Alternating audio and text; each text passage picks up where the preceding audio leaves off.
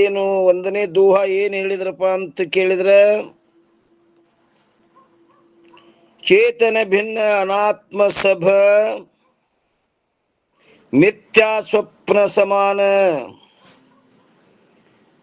ಏನ್ ಹೇಳ್ತಾರ್ರಿ? ಚೇತನಕ್ಕಿಂತಲೂ ಭಿನ್ನವಾದ ಅನಾತ್ಮ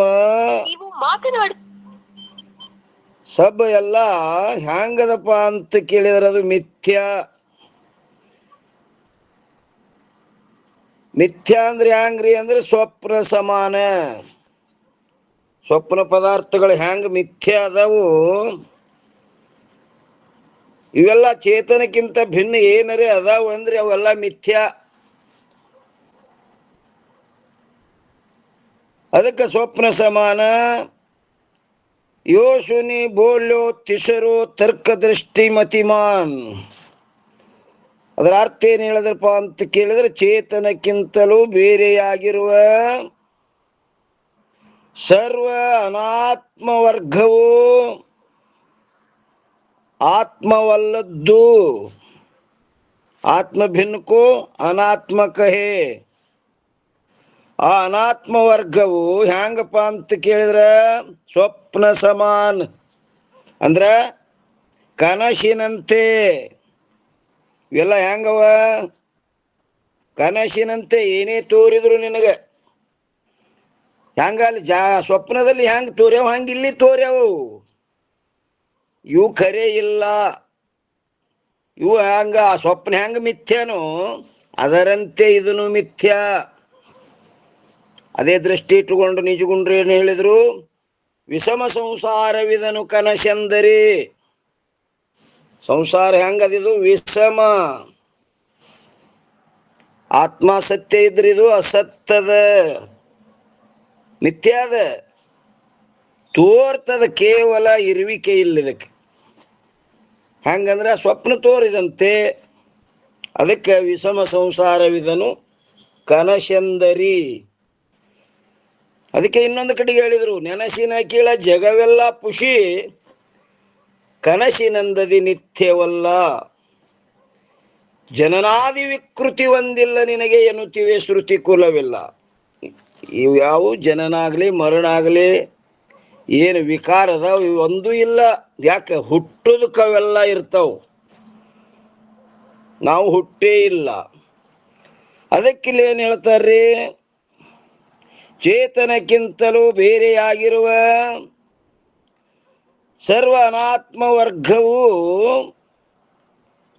ಅದು ಹ್ಯಾಂಗದಪ್ಪ ಅಂತ ಕೇಳಿದ್ರೆ ಸ್ವಪ್ನ ಸಮಾನ ಅಂದ್ರೆ ಕನಸಿನಂತೆ ಮಿಥ್ಯೆಯಾಗಿರುತ್ತದೆ ಎಂಬುದನ್ನು ಈ ಪ್ರಕಾರವಾಗಿ ಕೇಳಿದ ಮೂರನೆಯವನಾದ ಯಾವ ಬುದ್ಧಿಶಕ್ತಿಯುಳ್ಳ ತರ್ಕದೃಷ್ಟಿ ಎಂಬ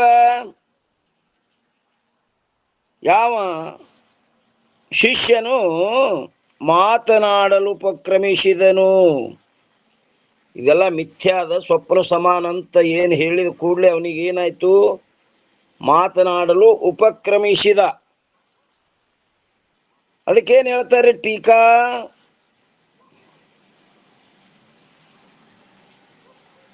ಲೈನ್ ಬಂದವ ಮುತ್ತು ಸಂಜರ ಏನ್ ಹೇಳ್ತಾರೆ ನೋಡ್ರಿ. ಒಂದನೇ ಕಡೆದಾಗ 4ನೇ ತರಂಗದಲ್ಲಿ ಉತ್ತಮ ಅಧಿಕಾರಿಯನ್ನು ಕುರಿತು ಉಪದೇಶ ಪ್ರಕಾರವು ಹೇಳಲ್ಪಟ್ಟಿತು. ಎಲ್ರಿ ಹಿಂದ 4ನೇ ತರಂಗದಲ್ಲಿ ಅಲ್ಲಿ ಅಧಿಕಾರಿ ಯಾರಪ್ಪ ಅಂದ್ರೆ ಉತ್ತಮ ಅಧಿಕಾರಿಯನ್ನು ಕುರಿತು ಉಪದೇಶ ಪ್ರಕಾರವು ಹೇಳಲ್ಪಟ್ಟಿತು. ಇನ್ನು 2ನೇ 5ನೇ ತರಂಗದಲ್ಲಿ ಮಧ್ಯಮ ಅಧಿಕಾರಿಯನ್ನು ಕುರಿತು ಹೇಳಲ್ಪಟ್ಟಿತು.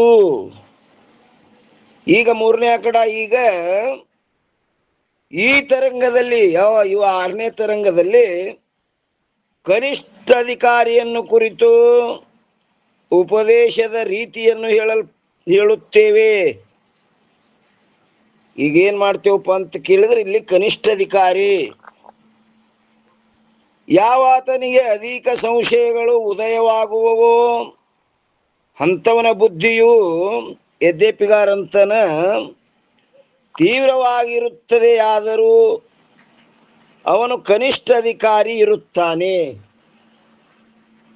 ಅವನ ಬುದ್ಧಿ ಏನೋ ತೀವ್ರ ಆದ ಖರೆ, ಆದ್ರೆ ಅವ ಎಂಥವನಪ್ಪ ಅಂತ ಕೇಳಿದ್ರೆ ಕನಿಷ್ಠ ಅಧಿಕಾರಿ ಇರುತ್ತಾನೆ.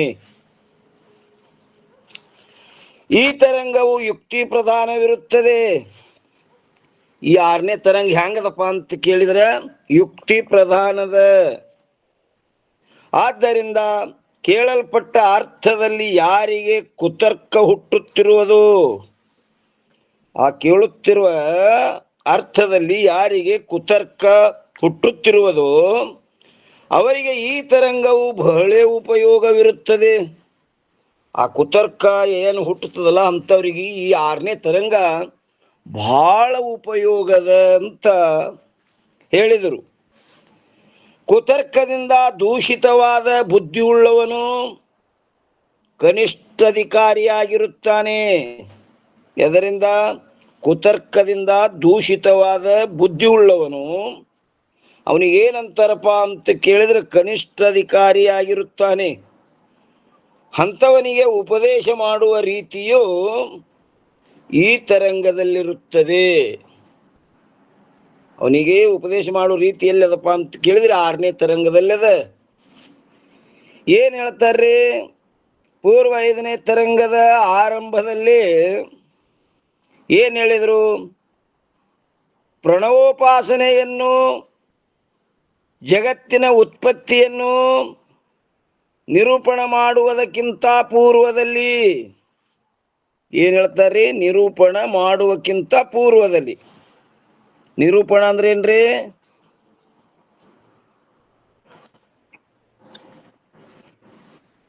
ತತ್ವಜ್ಞಾನ. ಹೇಳ್ರಿಪ್ಪ. ತತ್ವಜ್ಞಾನಾನುಕೂಲ ಶಬ್ದ ಪ್ರಯೋಗ ನಿರೂಪಣ.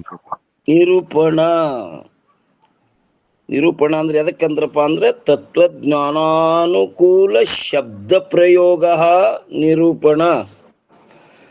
ಜಗತ್ತಿನ ಉತ್ಪತ್ತಿಯನ್ನು ನಿರೂಪಣ ಮಾಡುವುದಕ್ಕಿಂತಲೂ ಪೂರ್ವದಲ್ಲಿ ಹೀಗೆ ಹೇಳಲ್ಪಟ್ಟಿತು. ಏನ್ ಹೇಳಿದ್ರಪ್ಪ ಅಂದ್ರೆ ಚೇತನಕ್ಕಿಂತಲೂ ಭಿನ್ನವಾಗಿರುವ ಅಜ್ಞಾನ ಮತ್ತು ಅದರ ಕಾರ್ಯವಾದ ಯಾವ ಅನಾತ್ಮವೆಂದು ಹೇಳಲ್ಪಡುತ್ತದೆಯೋ ಆ ಅನಾತ್ಮ ಪದಾರ್ಥಗಳೆಲ್ಲವೂ ಹ್ಯಾಂಗವಪ್ಪ ಅಂತ ಕೇಳಿದ್ರವು ಸ್ವಪ್ನದಂತೆ ಮಿಥ್ಯೆಯಾಗಿರುತ್ತವೆ.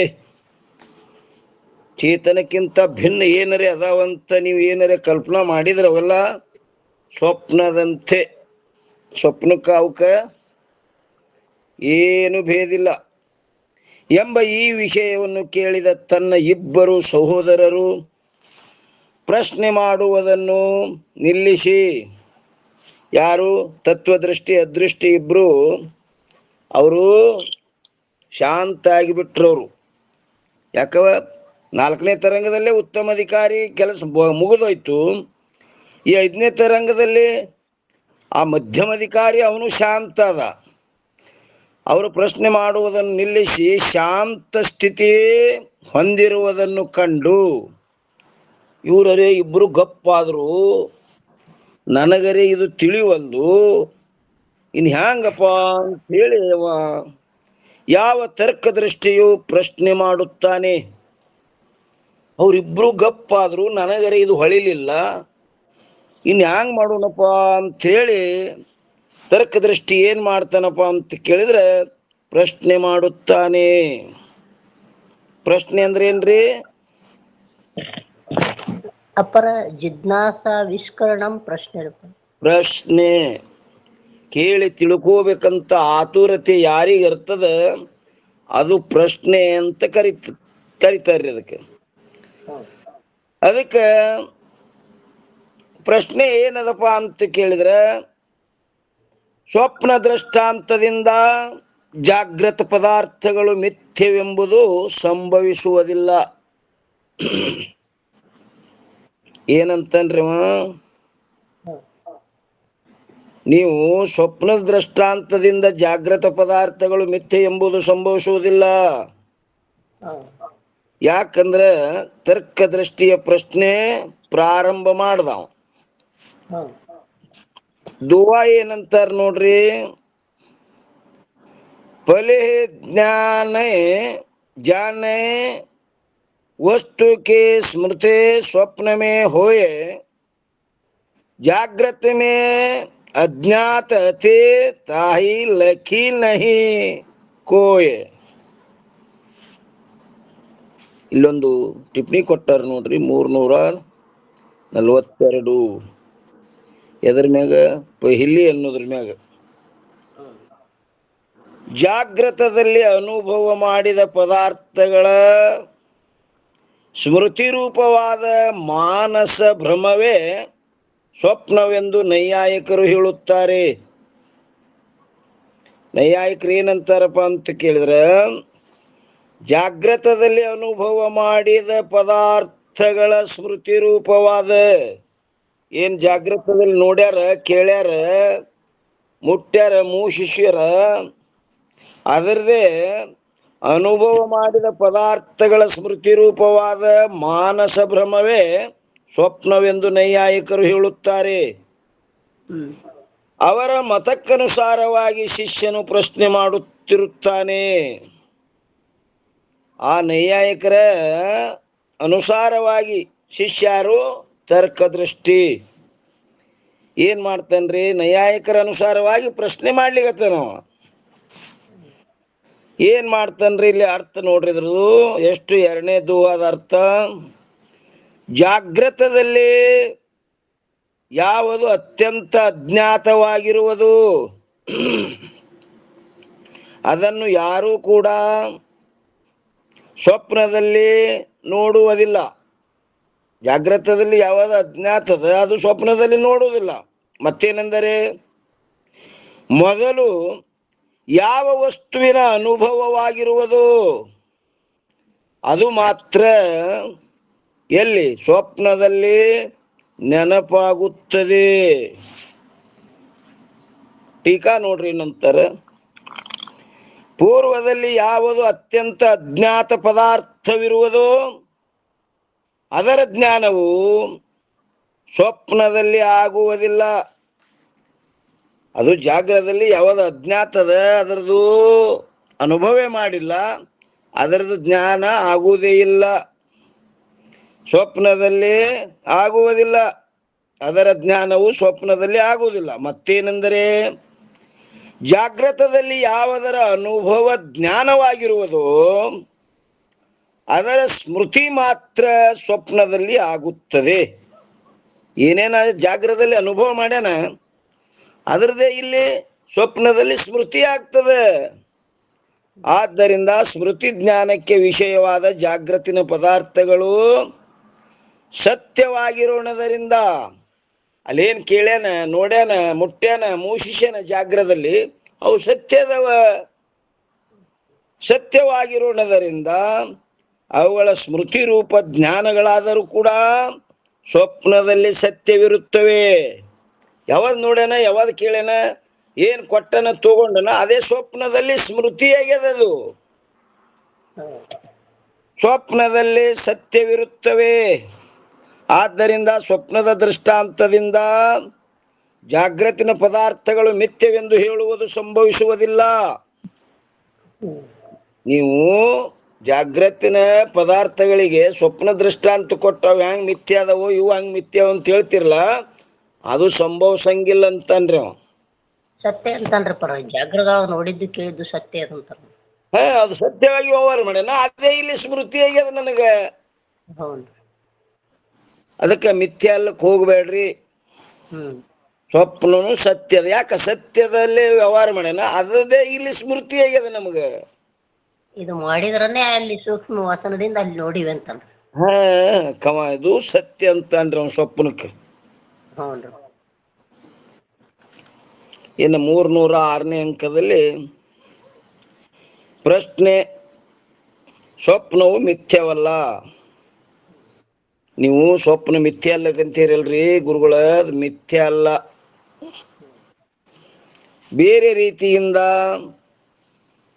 ಏನ್ ಮಾಡ್ತಾನ್ರಿ, ಸ್ವಪ್ನ ಜ್ಞಾನಕ್ಕೆ ವಿಷಯವಾದ ಪದಾರ್ಥಗಳ ಸತ್ಯತ್ವವನ್ನು ಪ್ರತಿಪಾದನೆ ಮಾಡುತ್ತಾನೆ.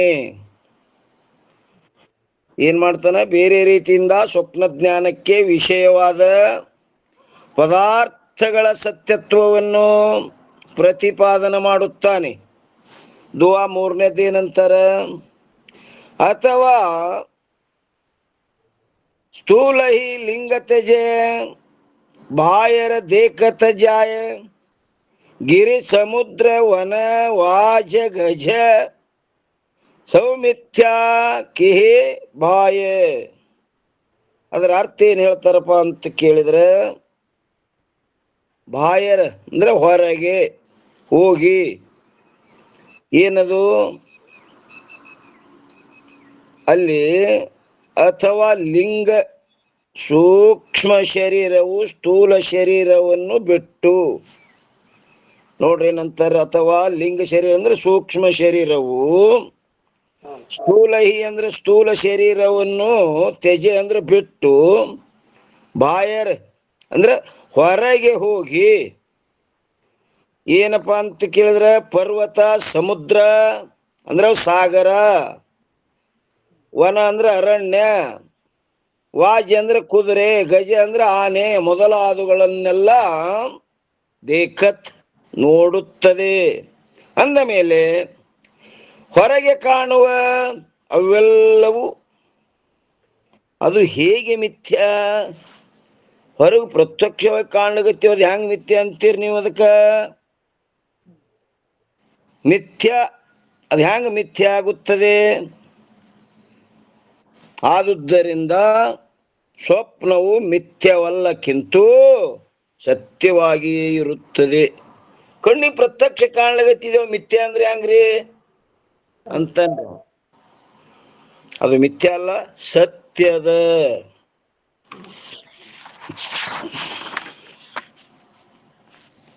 ಟೀಕಾ ನೋಡ್ರಿ ಏನಂತಾರ್ರಿ, ಆ ಮೂರನೇ ದುಹದ್ದು, ಅಥವಾ ಅಂದರೆ ಬೇರೆ ರೀತಿಯಿಂದ ಸ್ವಪ್ನದ ಜ್ಞಾನ ಹಾಗೂ ಅದಕ್ಕೆ ಆ ಜ್ಞಾನಕ್ಕೆ ವಿಷಯವಾದ ಪದಾರ್ಥಗಳು ಸತ್ಯವಿರುತ್ತವೆ ಹೊರತು ಮಿಥ್ಯವಲ್ಲ.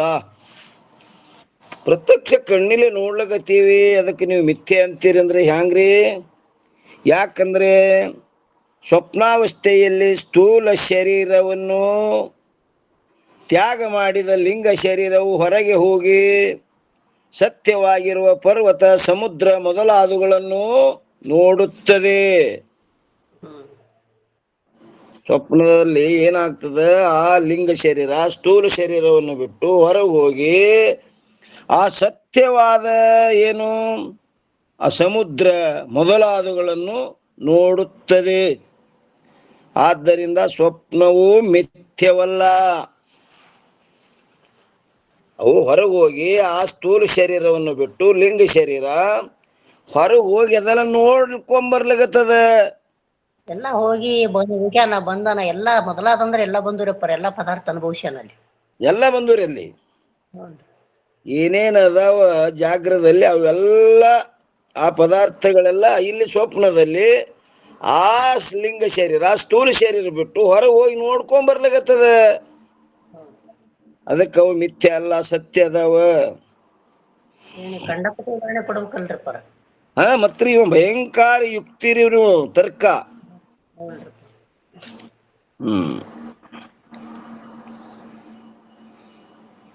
ಅಂಕ 35ರಿಂದ ಎಷ್ಟ್ರಿ 305ರಿಂದ 306ರ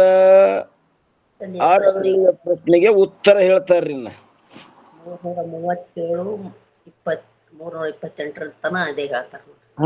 ಅಲ್ಲಿ ತನ ಉತ್ತರ ಹೇಳವ್ರ ಅದಾರ್ರಿ. ಈಗ 307 ಏನ್ ಹೇಳ್ತಾರ್ರಿ? ಸ್ವಪ್ನದಲ್ಲಿಯ ಪದಾರ್ಥಗಳು ಜಾಗೃತಿನ ಪದಾರ್ಥಗಳ ಸ್ಮೃತಿ ಅಲ್ಲ.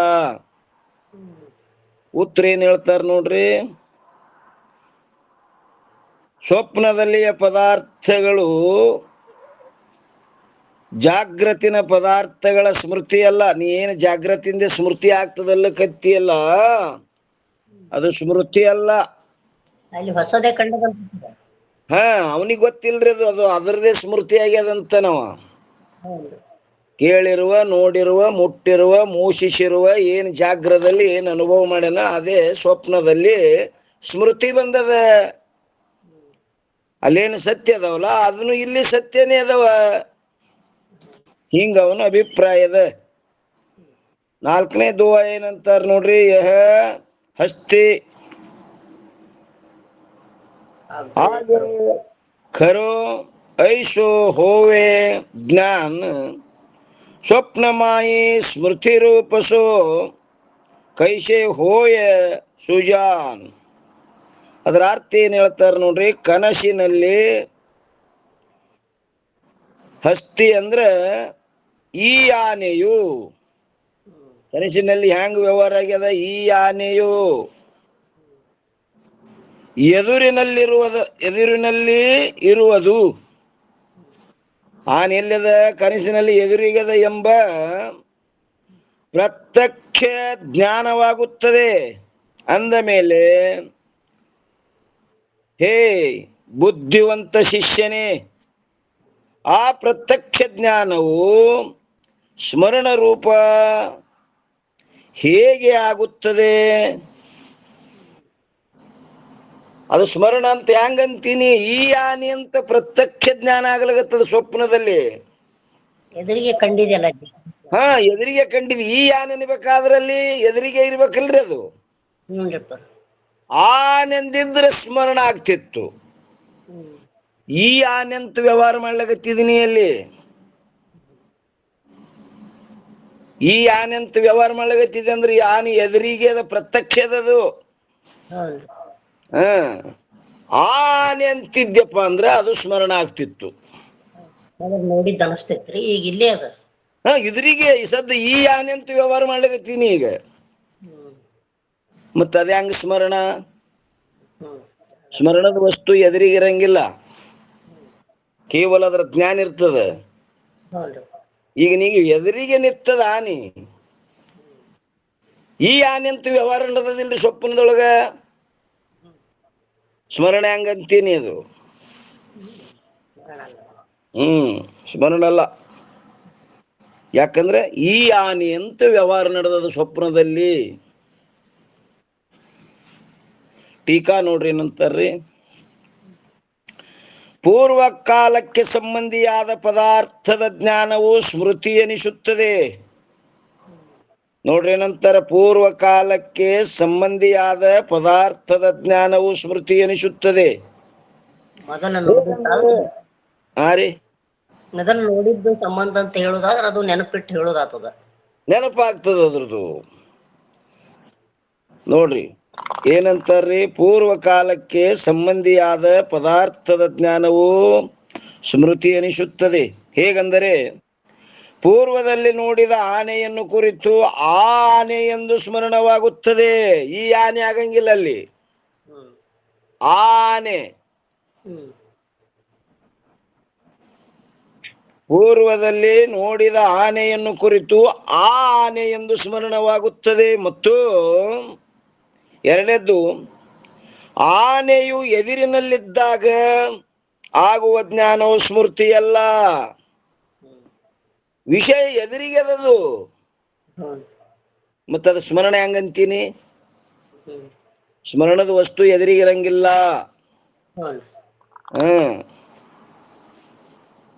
ಆಗುವ ಜ್ಞಾನವು ಸ್ಮೃತಿಯಲ್ಲ, ಕಿಂತು ಪ್ರತ್ಯಕ್ಷವೆಂದು ಹೇಳಲ್ಪಡುತ್ತದೆ. ಅದು ಆನೆ ಪ್ರತ್ಯಕ್ಷದ ಎದುರಿಗದ. ಇದು ಇದು ಅಂತ ವ್ಯವಹಾರ ಮಾಡ್ಲಾಗತ್ತಾನಿಲ್ರಿ ಸ್ವಪ್ನದೊಳಗನು.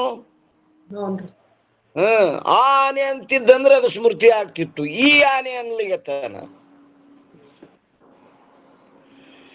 ಸ್ವಪ್ನದಲ್ಲಿ ಆದರೂ ಕೂಡ ಈ ಆನೆಯು ಎದುರಿನಲ್ಲಿಯೇ ನಿಂತಿರುತ್ತದೆ. ಇದು ಏನ್ರಿ, ಪರ್ವತವಿರುತ್ತದೆ, ಇದು ನದಿ ಇರುತ್ತದೆ ಎಂದು ಜ್ಞಾನವಾಗುತ್ತದೆ ಸ್ವಪ್ನದಲ್ಲಿ. ಇದು ಪರ್ವತದ, ಇದು ನದಿ ಅದ, ಇದು ಇದು ಇದು ಅಂತ ವ್ಯವಹಾರ ಆಗ್ಲಿಕ್ಕತ್ತದಲ್ಲಿ.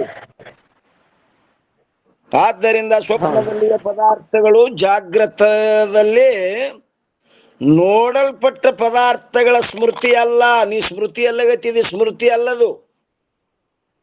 ಮತ್ತೇನೆಂದರೆ ಆನೆ ಮೊದಲಾದಗಳ ಜ್ಞಾನವು ಪ್ರತ್ಯಕ್ಷ ಜ್ಞಾನವಿರುತ್ತದೆ. ಸ್ವಪ್ನದಲ್ಲಿ ಪ್ರತ್ಯಕ್ಷ ಜ್ಞಾನದ ಮತ್ತು ಒಂದು ವೇಳೆ ಹೀಗೆ ಹೇಳಬಹುದು. ಹಂಗ ಒಂದು ವೇಳೆ ಹೀಗೂ ಹೇಳಬಹುದು, ಜಾಗೃತದಲ್ಲಿ ಅನುಭವಿಸಿದ ಪದಾರ್ಥಗಳು ಮಾತ್ರ ಸ್ವಪ್ನದಲ್ಲಿ ಜ್ಞಾನವಾಗುತ್ತವೆ ಹೊರತು ಅಜ್ಞಾತ ಪದಾರ್ಥಗಳ ಜ್ಞಾನವಾಗುವುದಿಲ್ಲ. ಏನ ಅನುಭವ ಮಾಡ್ಯಾನ ಅದರದೇ ಜ್ಞಾನ ಆಗ್ತದೆ, ಅಜ್ಞಾತದ ಪದಾರ್ಥದ ಜ್ಞಾನ ಆಗುವುದಿಲ್ಲ. ಆದ್ದರಿಂದ ಜಾಗೃತ ಪದಾರ್ಥಗಳ ಜ್ಞಾನದ ಸಂಸ್ಕಾರದಿಂದ ಸ್ವಪ್ನದ ಜ್ಞಾನವು ಉತ್ಪತ್ತಿಯಾಗುತ್ತದೆ. ಸಂಸ್ಕಾರಜನ್ಯ ಜ್ಞಾನವು ಸ್ಮೃತಿ ಎಂದು ಹೇಳಲ್ಪಡುತ್ತದೆ. ಆದ್ದರಿಂದ ಸ್ವಪ್ನದ ಜ್ಞಾನವು ಸ್ಮೃತಿ ರೂಪವಿರುತ್ತದೆ. ಸ್ವಪ್ನದ ಜ್ಞಾನ ಹೆಂಗದಪ್ಪ ಅಂದ್ರೆ ಸ್ಮೃತಿ ರೂಪ ಇರ್ತದದು ಅಂತ ಹಿಂಗ ಒಂದು ವೇಳೆ ಹೇಳಿದ್ರಿ ಅಂದ್ರೆ ನೋಡ್ರಿ, ಇನ್ನೊಮ್ಮೆ ಹೇಳ್ತಾರೆ ನೋಡ್ರಿ, ಒಂದು ವೇಳೆ ಹೀಗೂ ಹೇಳಬಹುದು. ಏನಂದ್ರ ಜಾಗೃತದಲ್ಲಿ ಅನುಭವಿಸಿದ ಪದಾರ್ಥಗಳು ಮಾತ್ರ ಸ್ವಪ್ನದಲ್ಲಿ ಜ್ಞಾನವಾಗುತ್ತವೆ ಹೊರತು ಅಜ್ಞಾತ ಪದಾರ್ಥಗಳ ಜ್ಞಾನವಾಗುವುದಿಲ್ಲ. ಅದು ಅನುಭವ ಮಾಡಿಲ್ಲ ಅಂದ್ರೆ ಅದು ಜ್ಞಾನ ಆಗುವುದಿಲ್ಲ. ಆದ್ದರಿಂದ ಜಾಗೃತ ಪದಾರ್ಥಗಳ ಜ್ಞಾನದ ಸಂಸ್ಕಾರದಿಂದ ಸ್ವಪ್ನದ ಜ್ಞಾನ ಉತ್ಪತ್ತಿಯಾಗುತ್ತದೆ. ಸಂಸ್ಕಾರಜನ್ಯ ಜ್ಞಾನವು ಸ್ಮೃತಿ ಎಂದು ಹೇಳಲ್ಪಡುತ್ತದೆ. ಆದ್ದರಿಂದ ಸ್ವಪ್ನದ ಜ್ಞಾನವು ಸ್ಮೃತಿ ರೂಪವಿರುತ್ತದೆ. ಆದರೆ ಈ ರೀತಿಯಾದ ಸಂಶಯವು ಸಂಭವಿಸುವುದಿಲ್ಲ. ಹಿಂಗೆ ಒಂದು ವೇಳೆ ಹೇಳಿದ್ರು ಅದು ಸಂಭವಿಸುವಂಗಿಲ್ಲ. ಯಾಕಂದರೆ ಪ್ರತ್ಯಕ್ಷ ಜ್ಞಾನವು ಎರಡು ಪ್ರಕಾರವಿರುತ್ತದೆ. ಆ ಪ್ರತ್ಯಕ್ಷ ಜ್ಞಾನ ಹೆಂಗದಂದ್ರೆ ಎರಡು ಪ್ರಕಾರದ. ಒಂದನೆಯದು ಅಭಿಜ್ಞಾರೂಪ ಪ್ರತ್ಯಕ್ಷವಿರುತ್ತದೆ, ಎರಡನೆಯದು ಪ್ರತ್ಯಭಿಜ್ಞಾರೂಪ ಪ್ರತ್ಯಕ್ಷವಿರುತ್ತದೆ. ಒಂದು ಅಭಿಜ್ಞಾರೂಪ ಪ್ರತ್ಯಕ್ಷದ, ಇನ್ನೊಂದು ಪ್ರತ್ಯಭಿಜ್ಞಾ ಪ್ರತ್ಯಕ್ಷದ. ಆ ಪ್ರತ್ಯಕ್ಷ ಜ್ಞಾನ ಎರಡು ಪ್ರಕಾರದ. ಇನ್ನ ಅಭಿಜ್ಞಾ ಪ್ರತ್ಯಕ್ಷ ಅಂದ್ರೆ ಎದಕ್ಕಂತಾರಪ್ಪ ಅಂತ ಕೇಳಿದ್ರೆ ಹೇಳ್ತಾರ ಅವ್ರು ಒಂದೇ ಕಡೆದಾಗ, ಕೇವಲ ಇಂದ್ರಿಯ ಸಂಬಂಧದಿಂದ ಯಾವುದು ಜ್ಞಾನವಾಗುವುದು ಅದು ಅಭಿಜ್ಞಾ ಪ್ರತ್ಯಕ್ಷವೆಂದು ಹೇಳಲ್ಪಡುತ್ತದೆ. ಕೇವಲ ಇಂದ್ರಿಯಿಂದ ಜ್ಞಾನ ಆಗ್ತದೆ, ಆ ಜ್ಞಾನಕ್ಕೆ ಏನಂತಾರಪ್ಪ ಅಂತ ಕೇಳಿದ್ರೆ ಅಭಿಜ್ಞಾ ಪ್ರತ್ಯಕ್ಷ. ಹೇಗೆಂದರೆ ನೇತ್ರಕ್ಕೂ ಆನೆಗೂ ಸಂಬಂಧವಾಗುವುದರಿಂದ ಇದು ಆನೆ ಇರುತ್ತದೆ ಎಂಬ ಜ್ಞಾನವು ಅಭಿಜ್ಞಾ ಪ್ರತ್ಯಕ್ಷವಿರುತ್ತದೆ.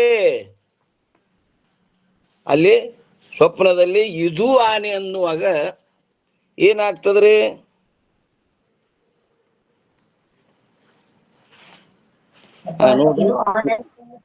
ನೋಡಿದ್ದು ಪ್ರತ್ಯಕ್ಷ ಆಯ್ತ್ರಪ್ಪ. ಅದು ಕೇವಲ ಇಂದ್ರಿಯ ಸಂಬಂಧದಿಂದ ಯಾವುದು ಜ್ಞಾನವಾಗುವುದು ಅದು ಅಭಿಜ್ಞಾ ಪ್ರತ್ಯಕ್ಷವೆಂದು ಹೇಳಲ್ಪಡುತ್ತದೆ. ಹೇಗೆಂದರೆ ನೇತ್ರಕ್ಕೂ ಆನೆಗೂ, ಅಲ್ಲಿ ನೇತ್ರಕ್ಕೂ ಆನೆಗೂ ಸಂಬಂಧವಾಗುವುದರಿಂದ ಇದು ಆನೆ ಇರುತ್ತದೆ ಎಂಬ ಜ್ಞಾನವು ಇದು ಎಂತಾದಪ್ಪ ಅಂದ್ರ ಅಭಿಜ್ಞಾ ಪ್ರತ್ಯಕ್ಷವಿರುತ್ತದೆ.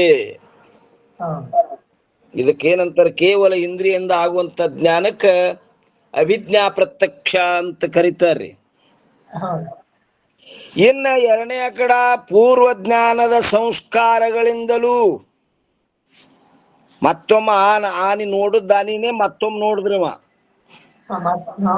ಬಂದಿತ್ತು. ಇದು ಅದೇ ಆನಿ ಇದು ಅಂತ ನೋಡ್ರಪ್ಪ. ಅದಕ್ಕ ಪೂರ್ವ ಜ್ಞಾನದ ಸಂಸ್ಕಾರಗಳಿಂದಲೂ ಮತ್ತು ಇಂದ್ರಿಯ ಸಂಬಂಧದಿಂದಲೂ ಯಾವ ಜ್ಞಾನವಾಗುತ್ತದೆಯೋ ಅದಕ್ಕೇನಂತಾರ? ಅದಕ್ಕೆ ಪ್ರತ್ಯಭಿಜ್ಞಾ ಪ್ರತ್ಯಕ್ಷವೆಂದು ಹೇಳಲ್ಪಡುತ್ತದೆ. ಎರಡು ಕೂಡವಿಲ್ಲಿ. ಮೊದಲು ನೋಡುದೊಂದು ಸಂಸ್ಕಾರದ, ಈಗ ಮತ್ತೆ ಇಂದ್ರಿಯಿಂದ ಜ್ಞಾನ ಆಗ್ಲಿಕ್ಕತ್ತದ. ಅದಕ್ಕೆ ಇದಕ್ಕೇನಂತಾರಪ್ಪ ಅಂತ ಕೇಳಿದ್ರೆ ಪ್ರತ್ಯಭಿಜ್ಞಾ ಪ್ರತ್ಯಕ್ಷ ಅಂತ ಕರೀತಾರ್ರಿ.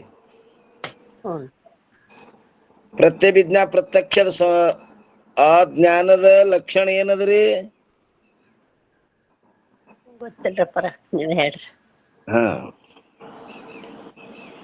ಪ್ರತ್ಯಭಿಜ್ಞಾ ಪ್ರತ್ಯಕ್ಷ ಎದಕ್ಕಂತಾರಪ್ಪ ಅಂತ ಕೇಳಿದ್ರೆ ಇಂದ್ರಿಯ ಸಹಕೃತ ಸಂಸ್ಕಾರ ಜನ್ಯ ಜ್ಞಾನಂ ಪ್ರತ್ಯಭಿಜ್ಞಾ ಪ್ರತ್ಯಕ್ಷ.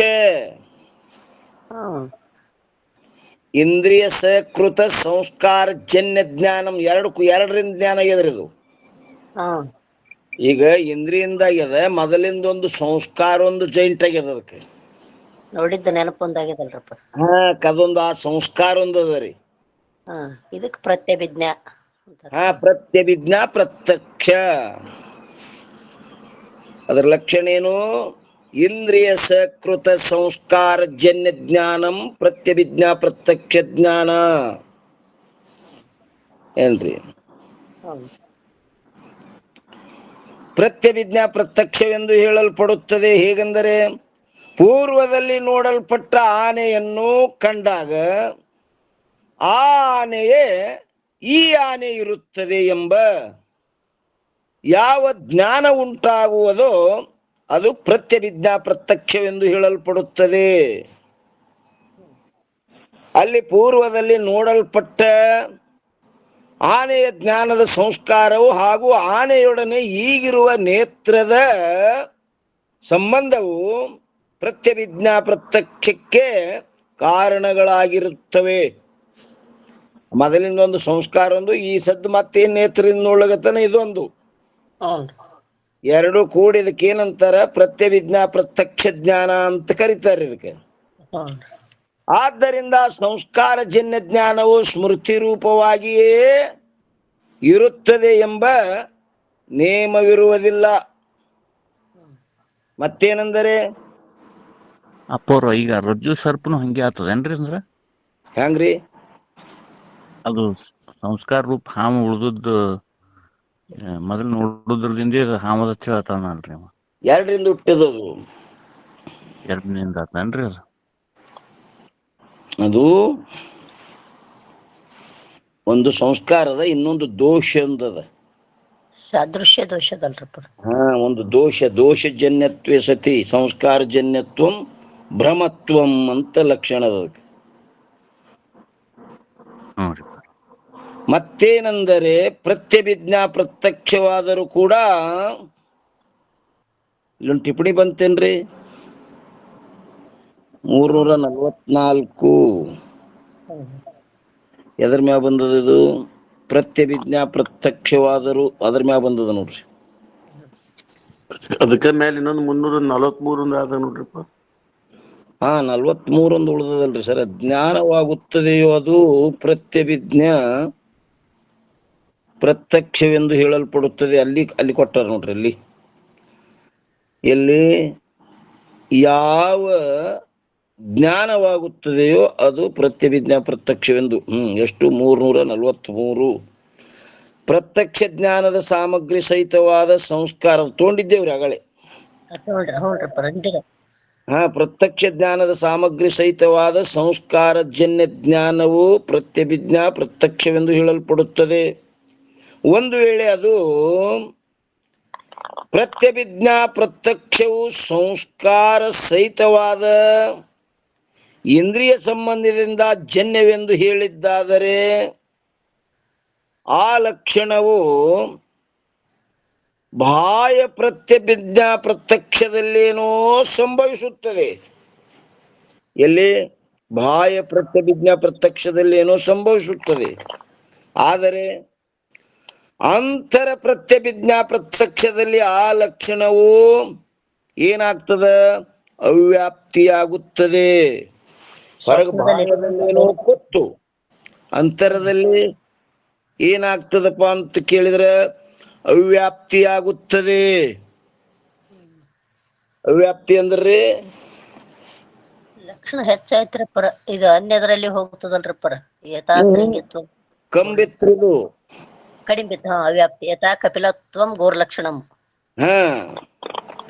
ಹೊರಗೇನೋ ಕೂತು ಅಂತರ ಪ್ರತ್ಯಭಿಜ್ಞಾದಲ್ಲಿ ಕಡಿಮೆ ಬೀಳ್ತದಿದು. ಸ್ವಪ್ನದಲ್ಲಿ ಕಡಿಮೆ ಆಗ್ತದ್ರಪ್ಪ ಇದು.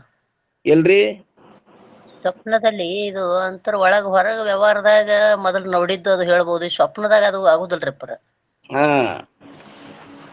ಅಲ್ಲಿ ಇಂದ್ರಿಯ ಸಂಬಂಧ ಅದ್ರಿ, ಇಂದ್ರಿಯ ಸಂಬಂಧ ಇಲ್ಲ ಅಲ್ಲಿ. ಕೇವಲ ಮನೋಕರಣದಿಂದ ಸ್ವಪ್ನ ಕಾಣ್ತಾನ್ರಿಪ್ಪರ, ಇಂದ್ರಿಯಗಳಿಲ್ರಿ ಅಲ್ಲಿ. ಇಂದ್ರಿಯಗಳು ಇಲ್ಲಂದ್ರು ನೋಡ್ಲಕತ್ತಾನೆ ಅದರ್ರಿ ಅಮ್ಮವ. ಅದು ಸೂಕ್ಷ್ಮ ಮನೋಕರಣದಿಂದ ಮನುಷ್ಯನ ಮೂಲಕ ನೋಡಕ್ತಾನ. ಅಲ್ಲಿ ಕಲ್ಪಿತ ಇಂದ್ರಿಯಗಳು ಅದಾವೆ. ಹ್ಞೂನ್ರಿ. ಇಂದ್ರಿಯ ಸಂಬಂಧದಿಂದ ಜನ್ಯವೆಂದು ಹೇಳಿದ್ದಾದರೆ ನೋಡ್ರಿ, ಟಿಪ್ಪಣಿ ಅಂತಾರೆ, ಪ್ರತ್ಯಕ್ಷ ಜ್ಞಾನದ ಸಾಮಗ್ರಿ ಸಹಿತವಾದ ಸಂಸ್ಕಾರಜನ್ಯ ಜ್ಞಾನವು ಪ್ರತ್ಯಭಿಜ್ಞಾ ಪ್ರತ್ಯಕ್ಷವೆಂದು ಹೇಳಲ್ಪಡುತ್ತದೆ. ಒಂದು ವೇಳೆ ಅದು ಪ್ರತ್ಯಭಿಜ್ಞಾ ಪ್ರತ್ಯಕ್ಷವು ಸಂಸ್ಕಾರ ಸಹಿತವಾದ ಇಂದ್ರಿಯ ಸಂಬಂಧದಿಂದ ಜನ್ಯವೆಂದು ಹೇಳಿದ್ದಾದರೆ,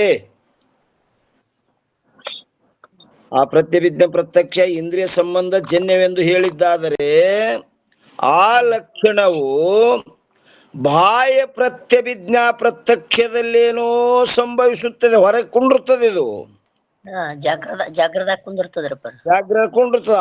ಆದರೆ ಅಂತರ ಪ್ರತ್ಯಭಿಜ್ಞಾ ಪ್ರತ್ಯಕ್ಷದಲ್ಲಿ ಆ ಲಕ್ಷಣವು ಅವ್ಯಾಪ್ತಿಯಾಗುತ್ತದೆ, ಅಲ್ಲಿ ಕಡಿಮೆ ಬೀಳ್ತದೆ. ಅಲ್ಲಿ ಇಂದ್ರಿಯ ಜ್ಞಾನ ಇಲ್ಲ. ಆದ್ದರಿಂದ ಮೊದಲು ಹೇಳಿದ ಪ್ರತ್ಯಭಿಜ್ಞಾ ಪ್ರತ್ಯಕ್ಷದ ಲಕ್ಷಣವೇ ನಿರ್ದೋಷವಿರುತ್ತದೆ.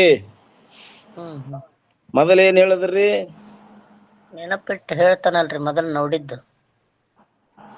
ಪ್ರತ್ಯಕ್ಷ ಜ್ಞಾನದ ಸಾಮಗ್ರಿ ಸಹಿತವಾದ ಸಂಸ್ಕಾರಜನ್ಯ ಜ್ಞಾನವು ಪ್ರತ್ಯಕ್ಷವೆಂದು ಹೇಳಲ್ಪಡುತ್ತದೆ.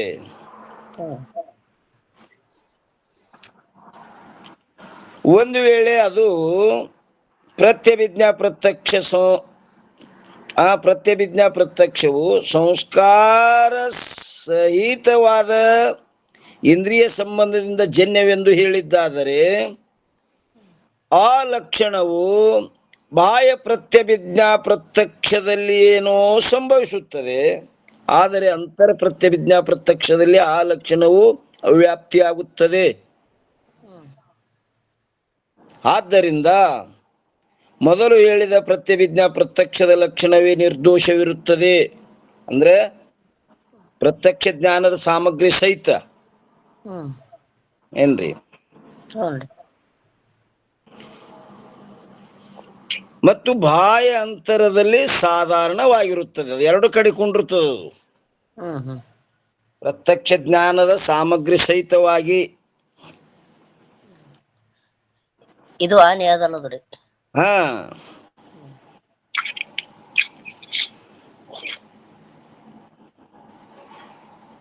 ಎಲ್ಲಿ ಬಂದಿರ್ತಿರ್ದು ಟಿಪ್ಪಣಿ?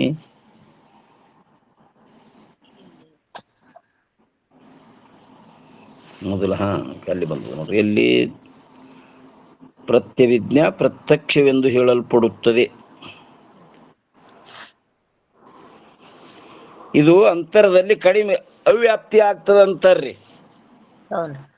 ಆದ್ದರಿಂದ ಮೊದಲು ಹೇಳಿದ ಪ್ರತ್ಯಭಿಜ್ಞಾ ಪ್ರತ್ಯಕ್ಷ ಲಕ್ಷಣವೇ ನಿರ್ದೋಷವಿರುತ್ತದೆ.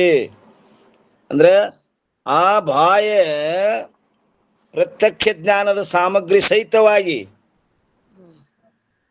ಸಹಿತವಾಗಿ ಅಂದ್ರ ಅದು ಎಲ್ಲ ಕುಂಡಿರ್ತದ್ರಿ. ಅದು ಬಾಹ್ಯ ಅಂತರದಲ್ಲಿ ಸಾಧಾರಣವಾಗಿರುತ್ತದೆ, ಮೊದಲು ಹೇಳುದು. ಇದು ಅನ್ನೋದು ಎಲ್ಲಾ ಕಡೆ ಸರಿ ಹೊಂತದಂತಾರೆ. ಒಳಗೂ ಕುಂಡಿರ್ತದ, ಹೊರಗೂ ಕುಂಡಿರ್ತದ್ರಿ. ಅದು ಸಾಮಗ್ರಿ ಸಹಿತ ಅಂದ್ರೆ ಏನು? ಅಂತಃಕರಣ ವೃತ್ತಿ, ಜ್ಞಾನಕ್ ಸಾಧನ ಅದಾವಿಲ್ರಿ ಅವು. ಅದು ಮಾತ್ರ ಒಳಗ ಹೊರಗೆ ಎಲ್ಲ ಕಡೆ ಸಾಧಾರಣವಾಗಿ ಕೂತದು. ಅದು ಏನದ? ಮೊದಲು ಹೇಳುದೇ ನಿರ್ದೋಷವಿರುತ್ತದೆ. ಇದೇ ಸರಿ ಹೊಂತದಂತಲ್ರಿ. ನಿರ್ದೋಷ ಅಂದ್ರಿ ಅನ್ನಕ್ಕೆ ಬರುದಿಲ್ರಪ್ಪ, ನನಗ ನೀವೇ ಅನ್ಬೇಕ್ರಿ. ನಿರ್ದೋಷದ ಲಕ್ಷಣ ಏನದರಿ? ದೋಷ ಅಪರಾಧ ಕಲಂಕ ರಹಿತ ನಿರ್ದೋಷ. ಅವಾಶ್ ಕೊಟ್ರು ನೋಡ್ರಿ ಸರ್. ನಿರ್ದೋಷದ ಲಕ್ಷಣ ಏನಪ್ಪಾ ಅಂದ್ರೆ ಅಪರಾಧ ಕಲಂಕರಹಿತ. ಬೇಡ, ಅವ್ಯಾಪ್ತಿ ಅತಿವ್ಯಾಪ್ತಿ ಅಸಂಭವ ಏತದೂಷಣತ್ರಯ ರಹಿತ. ಅದಕ್ಕೆ ನಿರ್ದೋಷವಿರುತ್ತದೆ ಮತ್ತು ಬಾಯಾಂತರದಲ್ಲಿ ಸಾಧಾರಣವಾಗಿರುತ್ತದೆ. ಇದೇ ಅನ್ನಕ್ ಬರ್ಲಿಲ್ಲ ನೋಡ್ರಪ್ಪ, ಇದೇ ಬರ್ಕೊಂಡಿದ್ದೆ ಮೊನ್ನೆ ರೀ. ಹೌದ್ರಿ. ಹಿಂದಗಡೆ ಹೇಳಿದ್ರಲ್ರಿ ಇದು ಅತಿವ್ಯಾಪ್ತಿ ಅವ್ಯಾಪ್ತಿ ದೋಷ ಅಸಂಭವ ಅಸಂಭವ ಏತದೂಷಣತ್ರಯ ರಹಿತತ್ವೇ ಸತಿ. ನಿರ್ದೋಷ ಲಕ್ಷಣ. ಅದು ನಿರ್ದೋಷ ಲಕ್ಷಣ. ನಿರ್ದೋಷವಿರುತ್ತದೆ ಮತ್ತು ಬಾಹ್ಯ ಅಂತರದಲ್ಲಿ ಸಾಧಾರಣವಾಗಿರುತ್ತದೆ. ಪ್ರತ್ಯಭಿಜ್ಞಾ ಪ್ರತ್ಯಕ್ಷವೆಂದು ಹೇಳಲ್ಪಡುತ್ತದೆ. ಹೇಗೆಂದರೆ ಪೂರ್ವದಲ್ಲಿ ನೋಡಲ್ಪಟ್ಟ ಆನೆಯನ್ನು ಕಂಡಾಗ ಆನೆಯು ಈ ಆನೆ ಇರುತ್ತದೆ ಎಂಬ ಯಾವ ಜ್ಞಾನ ಉಂಟಾಗುವುದು ಅದು ಪ್ರತ್ಯಭಿಜ್ಞಾ ಪ್ರತ್ಯಕ್ಷವೆಂದು ಹೇಳಲ್ಪಡುತ್ತದೆ. ಅಲ್ಲಿ ಪೂರ್ವದಲ್ಲಿ ನೋಡಲ್ಪಟ್ಟ ಆನೆಯ ಜ್ಞಾನದ ಸಂಸ್ಕಾರವು ಹಾಗೂ ಆನೆಯೊಡನೆ ಈಗಿರುವ ನೇತ್ರದ ಸಂಬಂಧವು ಪ್ರತ್ಯಭಿಜ್ಞಾ ಪ್ರತ್ಯಕ್ಷಕ್ಕೆ ಕಾರಣಗಳಾಗಿವೆ. ಆದ್ದರಿಂದ ಸಂಸ್ಕಾರಜನ್ಯ ಜ್ಞಾನವು ಸ್ಮೃತಿ ರೂಪವಾಗಿಯೇ ಇರುತ್ತದೆ ಎಂಬ ನಿಯಮವಿರುವುದಿಲ್ಲ. ಮತ್ತೇನೆಂದರೆ ಪ್ರತ್ಯಭಿಜ್ಞಾ ಪ್ರತ್ಯಕ್ಷವಾದರೂ ಕೂಡ ಇಲ್ಲೊಂದು ಟಿಪ್ಪಣಿ ಬಂದದ ನೋಡ್ರಿ. ಎಷ್ಟು ಇದು? 344. ಇಲ್ಲಿ ಈ ಒಂದು ವಿಶೇಷವಿರುತ್ತದೆ. ಏನದಪ್ಪ ಅಂತ ಕೇಳಿದ್ರೆ, ಒಂದೇ ಕಡ ಸಂಸ್ಕಾರಜನ್ಯ ಜ್ಞಾನಕ್ಕೆ ಒಂದು ವೇಳೆ ಸ್ಮೃತಿ ಎಂದು ಹೇಳಿದ್ದಾದರೆ, ಸಂಸ್ಕಾರಜನ್ಯ ಜ್ಞಾನಕ್ಕೆ ಒಂದು ವೇಳೆ ಸ್ಮೃತಿ ಎಂದು ಹೇಳಿದ್ದಾದರೆ ಪ್ರತ್ಯಭಿಜ್ಞಾ ಜ್ಞಾನವು ಕೂಡ ಸಂಸ್ಕಾರಜನ್ಯವಿರುತ್ತದೆ. ಅದರಲ್ಲಿ ಸ್ಮೃತಿಯ ಲಕ್ಷಣವು ಅತಿವ್ಯಾಪ್ತಿ ಆಗುತ್ತದೆ. ಇದನ್ನು ಮೊದಲು ನೋಡಿದ್ದೇ ಅದಲ್ರಿ ಅಂತ. ಅದರ ನಿವಾರಣೆಗೋಸ್ಕರ ಸ್ಮೃತಿಯ ಲಕ್ಷಣದಲ್ಲಿ ಮಾತ್ರ ಪದವನ್ನು ಸೇರಿಸಬೇಕಾಗುತ್ತದೆ. ಸಂಸ್ಕಾರಜನ್ಯ ಮಾತ್ರ ಜ್ಞಾನವು ಸ್ಮೃತಿ. ಸಂಸ್ಕಾರಜನ್ಯ ಜ್ಞಾನಕ್ಕೆ ಒಂದು ವೇಳೆ ಸ್ಮೃತಿ ಎಂದು ಹೇಳಿದ್ದಾದರೆ ಪ್ರತ್ಯಭಿಜ್ಞಾ ಜ್ಞಾನವು ಕೂಡ ಸಂಸ್ಕಾರಜನ್ಯವಿರುತ್ತದೆ. ಅದರಲ್ಲಿ ಸ್ಮೃತಿಯ ಲಕ್ಷಣವು ಅತಿವ್ಯಾಪ್ತಿ ಆಗುತ್ತದೆ. ಅಲ್ಲಿ ಆ ಪ್ರತ್ಯಭಿಜ್ಞ ಜ್ಞಾನದಲ್ಲಿ ಅತಿವ್ಯಾಪ್ತಿ ಆಗ್ತದ. ಅದರ ನಿವಾರಣೆಗೋಸ್ಕರ ಸ್ಮೃತಿಯ ಲಕ್ಷಣದಲ್ಲಿ ಮಾತ್ರ ಪದವನ್ನು ಸೇರಿಸಬೇಕಾಗುತ್ತದೆ. ಏನು? ಸಂಸ್ಕಾರ ಮಾತ್ರ ಅಂದ್ರ ಅಲ್ಲೆಲ್ಲಿ ಹೋಗಂಗಿಲ್ಲ, ಪ್ರತ್ಯಭಿಜ್ಞಾ ಪ್ರತ್ಯಕ್ಷದಲ್ಲಿ ಹೋಗುದಿಲ್ರಿ. ಇಂದ ಮಾತ್ರ ಪದ ಸೇರಿಸೋದ್ರಿಂದ ಅದು ಸ್ಮೃತಿಯಲ್ಲೇ ಕುಂಡಿರ್ತದದು. ನೋಡಿದ್ದ ಬರೀ ನೆನಪು ಮಾತ್ರ. ಅದರ ನಿವಾರಣೆಗೋಸ್ಕರ ಸ್ಮೃತಿ ಲಕ್ಷಣದಲ್ಲಿ ಮಾತ್ರ ಪದವನ್ನು ಸೇರಿಸಬೇಕಾಗುತ್ತದೆ. ಇನ್ನು ಎರಡನೇದ್ದು, ಒಂದು ವೇಳೆ ಸಂಸ್ಕಾರ ಮಾತ್ರ ಜನ್ಯ ಜ್ಞಾನಕ್ಕೆ ಸ್ಮೃತಿ ಎಂದು ಹೇಳಿದ್ದಾದರೆ ಸಂಸ್ಕಾರ ಮಾತ್ರ ರೂಪ ಸಾಮಗ್ರಿಯು ಅನುಭವ ನಾಶವಾದ ನಂತರವೂ ಕೂಡ ಹಾಗೇ ಇರುವುದರಿಂದ ಯಾವಾಗಲೂ ಸ್ಮೃತಿ ಆಗಬೇಕಾಗಿತ್ತು. ಅನುಭವ ಹಂಗೆ ಉಳಿತದಲ್ಲ, ಯಾವಾಗಲೂ ಸ್ಮೃತಿ ಆಗ್ತಾನೆ ಇರ್ಬೇಕಿಂದ. ಈ ಯಾವ ದೋಷದ ನಿವಾರಣೆಗೋಸ್ಕರ ಸ್ಮೃತಿ ಲಕ್ಷಣದಲ್ಲಿ ಉದ್ಭೂತ ಪದವನ್ನು ಕೂಡ ಸೇರಿಸಬೇಕಾಗುತ್ತದೆ. ಯಾವಾಗ ಉದ್ಭೂತ ಆಗ್ಯದ ಅದೇ ಸ್ಮೃತಿಗೆ ಬರ್ತದ್ರಿ. ಅದು ಸಾದೃಶ್ಯ, ಸಂಬಂಧ, ಉದ್ಭೂತ, ಅದೃಷ್ಟ ಇವು ಎಷ್ಟು ಅದಾವಲ್ರಿ ಅಲ್ಲಿ. ಅದಕ್ಕ ಈ ಚಿತ್ತ ಪೆಟ್ಟಿಗೆಯಾಗ ಎಷ್ಟೋ ಅನಾದಿ ಸಂಸ್ಕಾರಗಳದಾವ. ಆದ್ರ ಅದ್ರಾಗ ಯಾವಾಗ ಉದ್ಭೂತ ಆಗ್ಯದ ಅದು ಸ್ಮೃತಿಗೆ ಬರ್ತದ. ಉದ್ಭೂತ ಪದ ಸೇರಿಸ್ಬೇಕಾಯ್ತ್ರಿ. ಹಾವು ನೋಡೋಣ, ಅದು ಹಾವಿನ ಸಂಸ್ಕಾರ ಉದ್ಭೂತ ಆಯ್ತು ನೋಡ್ರಪ್ಪ ಇಲ್ಲಿ. ಕದಕ್ ಅದು ಸ್ಮೃತಿ. ಹ್ಮ್ ಇಲ್ಲಿ ಸ್ಮೃತಿ ಲಕ್ಷಣ ಏನ್ ಮಾಡಿದ್ರಪ್ಪ ಅಂತ ಕೇಳಿದ್ರೆ ಉದ್ಭೂತ ಸಂಸ್ಕಾರ ಮಾತ್ರ ಜನ್ಯ ಜ್ಞಾನಂ ಸ್ಮೃತಿ ಅಂದ್ರೆ ಇದು ಎಕಡೆ ಹೋಗಂಗಿಲ್ಲ. ಹ್ಮ್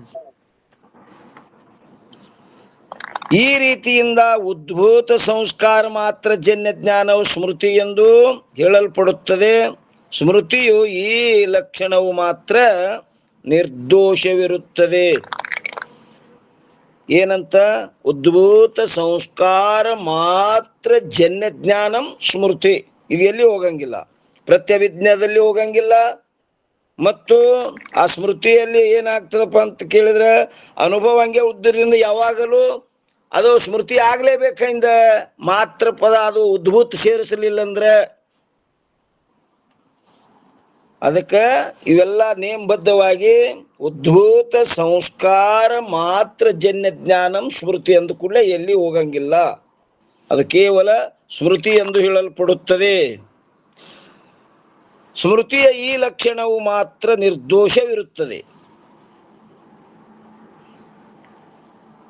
ನೋಡ್ರಿ ಏನಂದರು, ಪ್ರತ್ಯಭಿಜ್ಞಾ ಪ್ರತ್ಯಕ್ಷವಾದರೂ ಕೂಡ ಸಂಸ್ಕಾರಜನ್ಯವಾಗಿರುತ್ತದೆ. ಆದರೆ ಇಂದ್ರಿಯ ಸಂಬಂಧವಿಲ್ಲದೆ ಕೇವಲ ಸಂಸ್ಕಾರಜನ್ಯ ಜ್ಞಾನ ಯಾವುದಿರುವುದು ಅದು ಸ್ಮೃತಿ ಜ್ಞಾನವೆಂದು ಹೇಳಲ್ಪಡುತ್ತದೆ.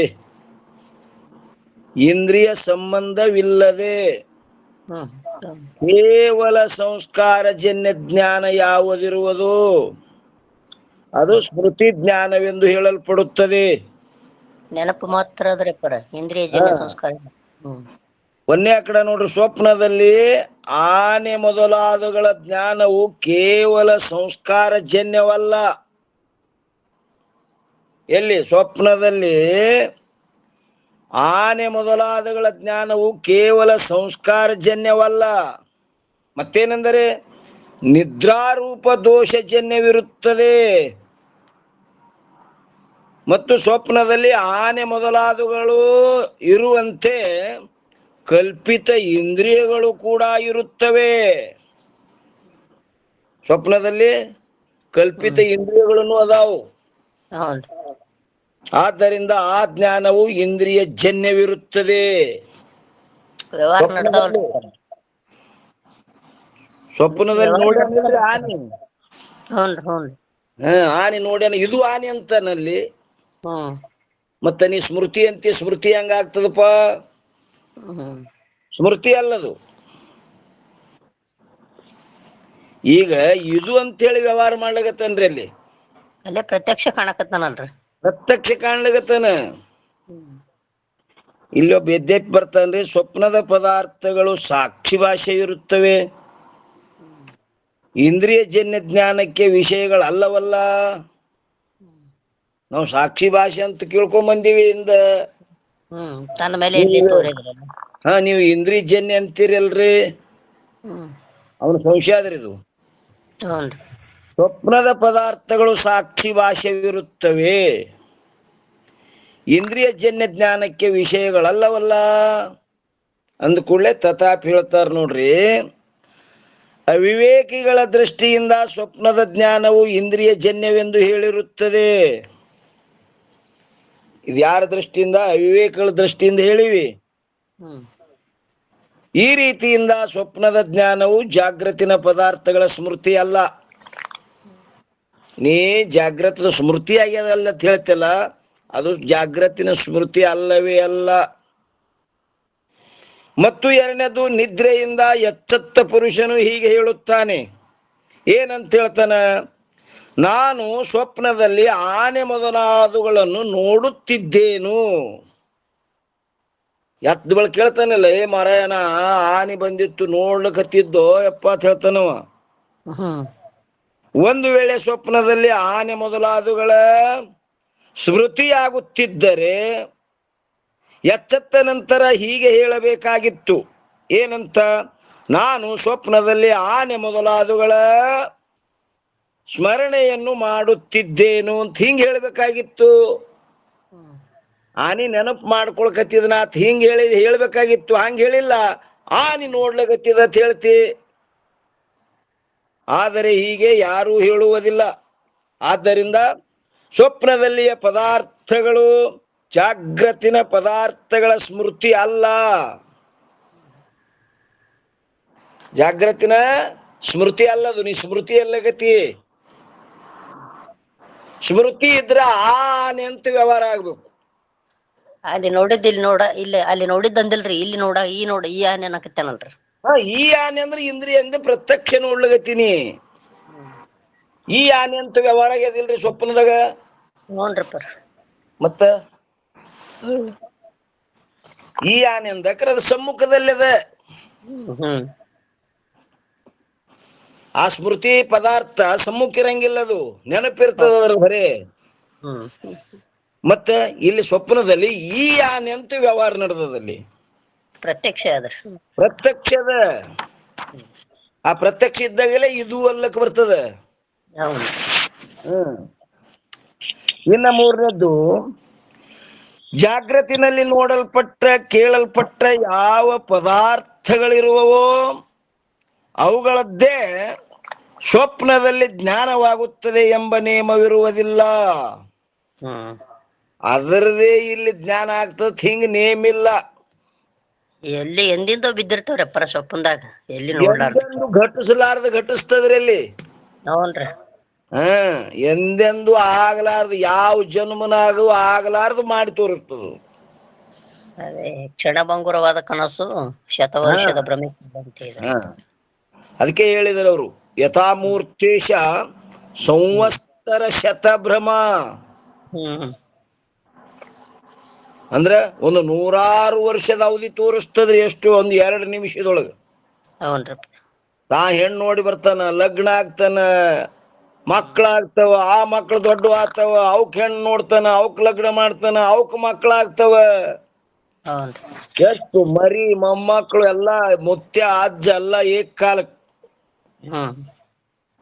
ಮತ್ತ ಲಗ್ನ ಆಗ್ಬೇಕು, ಹೆಣ್ಣು ನೋಡ್ಬೇಕು, ಮದ್ವೆ ಆಗಿ ಮಗ ಹುಟ್ಟಬೇಕಾದ್ರೆ ಕನಿಷ್ಠ ಒಂದು 9 ತಿಂಗಳು 1 ವರ್ಷ ಬೇಕಿಲ್ರಿ? 2 ನಿಮಿಷದಾಗ ಆಗ್ಯದದು. ಅದಕ್ಕೆ ಹೇಳಿದ್ರು ಅವರು, ಯಥಾಮೂರ್ತೇಶ ಸಂವತ್ಸರ ಶತಭ್ರಮ ತಥಾ ಮಾಯಾವಿಲಾಸೋಯಂ ಜಾಯತೆ ಜಾಗೃತಿ ಭ್ರಮ. ಅದು ಸ್ವಪ್ನ ಭ್ರಮ, ಇದು ಮಾಯಾಭ್ರಮ, ಜಾಗೃತಿ. ಒಟ್ಟೆರಡು ಭ್ರಮ. ಏನಂತಾರ ನೋಡ್ರಿ, ಜಾಗೃತಿನಲ್ಲಿ ನೋಡಲ್ಪಟ್ಟ ಕೇಳಲ್ಪಟ್ಟ ಯಾವ ಪದಾರ್ಥಗಳಿರುವವೋ ಅವುಗಳದ್ದೇ ಸ್ವಪ್ನದಲ್ಲಿ ಜ್ಞಾನವಾಗುತ್ತದೆ ಎಂಬ ನಿಯಮವಿರುವುದಿಲ್ಲ. ಮತ್ತೇನೆಂದರೆ, ಜಾಗೃತದಲ್ಲಿ ಅಜ್ಞಾತವಿರುವ ಪದಾರ್ಥಗಳ ಜ್ಞಾನವಾದರೂ ಕೂಡ ಸ್ವಪ್ನದಲ್ಲಿ ಆಗುತ್ತದೆ. ಜಾಗೃತದಲ್ಲಿ ಎಂದೆಂದು ನೋಡ್ಲಾರ್ದು ಕೇಳಲಾರ್ದು ಘಟಿಸ್ತದದು. ಯಾವ ಕಳೆದು ಹೋದ ತನ್ನ ಜೀವಮಾನದಲ್ಲಿ ಎಂದೂ ನೋಡದೆ ಕೇಳದೆ ಇರುವ ವಿಲಕ್ಷಣವಾಗಿರುವಂಥ ಪದಾರ್ಥಗಳು ಅಕಸ್ಮಾತಾಗಿ ಸ್ವಪ್ನದಲ್ಲಿ ಪ್ರತೀತಿಯಾಗುತ್ತವೆ. ಎಂದು ನೋಡಿಲ್ಲ, ಕೇಳಿಲ್ಲ, ಏನು ಸಂಬಂಧ ಇಲ್ಲ, ಅಂಥದ್ದು ಸ್ವಪ್ನದಲ್ಲಿ ಏನಾಗ್ತದ್ರಿ? ಪ್ರತೀತಿಯಾಗುತ್ತದೆ. ಆದ್ದರಿಂದ ಅವುಗಳ ಜ್ಞಾನವು ಸ್ಮೃತಿ ಅಲ್ಲ. ಎಂದೆಂದು ಯಾವ ಜನ್ಮದಾಗ ಆಗಲಾರ್ದು ಮಾಡಿ ತೋರಿಸ್ಲಿಗತ್ತದ್ರಿ. ನೀ ಏನಲ್ಲಗತ್ತಿದೆ? ಆ ಜಾಗೃತದಲ್ಲಿ ನೋಡಿರುವ ಕೇಳಿರುವ ಅದರದೇ ಇಲ್ಲಿ ಸ್ಮೃತಿ ಆಗ್ತದಂತೆ. ಎಂದೆಂದು ಆಗಲಾರ್ದು ಮಾಡಿ ತೋರಿಸ್ತದೆ.